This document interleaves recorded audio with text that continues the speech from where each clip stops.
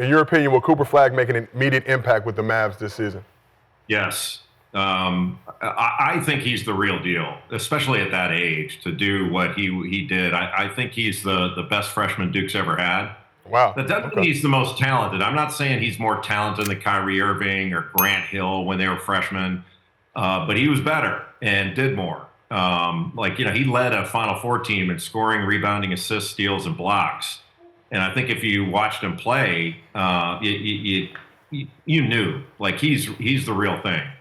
Now, how great is he going to be as a pro? I think he's going to continue to get better, and he'll be a great pro. He's got an All-NBA future in my view. And in my view, he's equally as good as a defender as he is an offensive player, and he's a formidable offensive player. But you can play him all over the floor, and he's ultra competitive. And I know there are a ton of guys that are top prospects every year that are competitors. But he's on the upper tier of competitors I've seen, and he takes it seriously. He's way more mature than his years. I haven't seen many guys that had this level of maturity at that age. It's really hard to fathom, honestly. Cooper Flagg, best freshman Duke history. I played at UNC, seen a lot of freshmen. You don't think Zion Williamson is the best freshman ever? Look, Rashad, it's a close call. I'm not suggesting that, Cooper Flagg's great and everybody else sucked when they were freshmen. I'm not saying that. But I don't think he accomplished the same amount that Cooper Flagg did as a 17, 18-year-old. And Zion was a phenomenon. I've honestly never seen anything like that guy on a basketball floor. I'm not sure I've seen it since. But they went to the Elite Eight. Yeah, they did. But Flagg's more skilled. He shoots it better. I think he's more impactful defensively. And you could argue, is he a better rebounder, all that stuff. Zion didn't dominate all the categories in his freshman year like Flagg did. And look, he played with RJ Barrett, so you could argue maybe there wasn't as much opportunity for him to shoot it every time he touched it and all that stuff. So are we talking stats that's going to make him the best statistically being there, or are we talking about what we've seen with our two eyes? Like, I didn't see Cooper dominate like Zion Williamson dominated. People were scared of Zion and both sides of the floor. And this is not a comparison to diminish what Cooper is and what he's going to be. Yeah. But there are people that I think, when this conversation comes up, that I played against Luol Deng, I seen Jason Tatum, I seen a bunch of guys that go to Duke, and they're really, really good, and it's pushing the lever higher for Cooper to succeed at being better than these players, just because we haven't really seen him play at this level yet. So I'm going to always push back on that, because I've seen a lot of great players. Zion is one of them. 22-9 at Duke, Elite Eight, could have won the championship if he don't blow that tire out with the foot thing. So I just had to push back on that a little bit.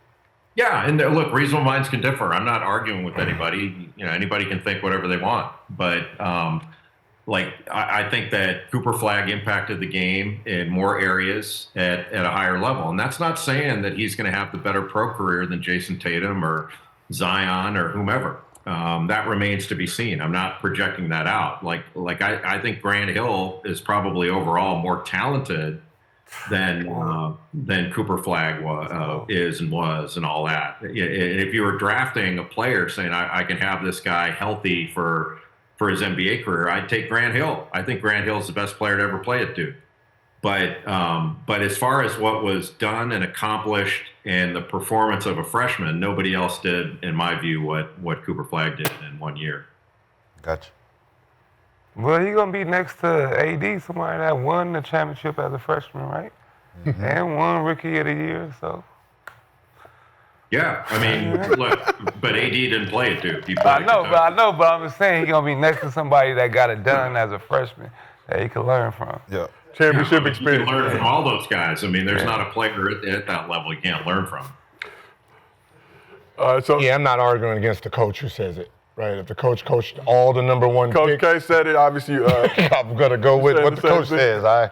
Yeah, but he's piggybacking off what I said. He's Okay. stealing my stuff. Oh, I he's said- stealing your shit? He didn't say. He waited till the end. So You know that's what the Duke guys do, man.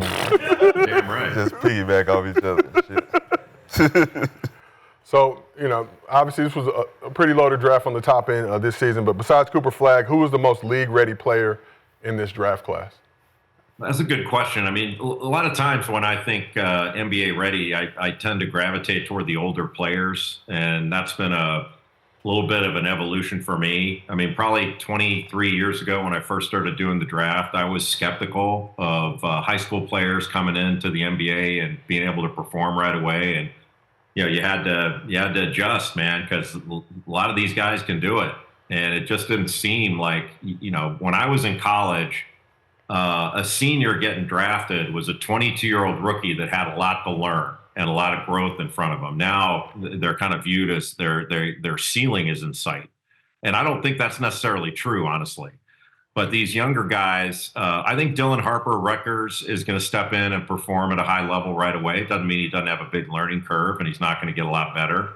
I like Trey Johnson at Texas. I think because of the his talent level and how he can really score, I think he's going to step in and be able to play right away.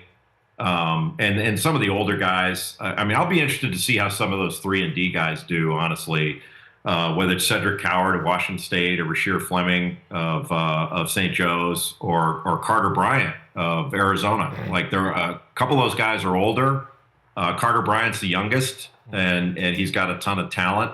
But the way the game's played now, those guys are really valuable, and those dudes are freaks, man. Long-armed defenders that can all shoot, and you can park them in a corner. They can make corner threes, and they can guard multiple positions. So I think they'll all be impact players. It's just a question is, are they going to do it right away?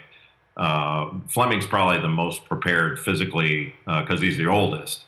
But there are a number of guys that are really good in this draft. It's just a question of, like, some of the guys that have been taken by teams that aren't going to be as good are probably going to have more of an opportunity to put numbers up, and it's going to seem like they're better right away. But Flagg's he's the big prize in this draft.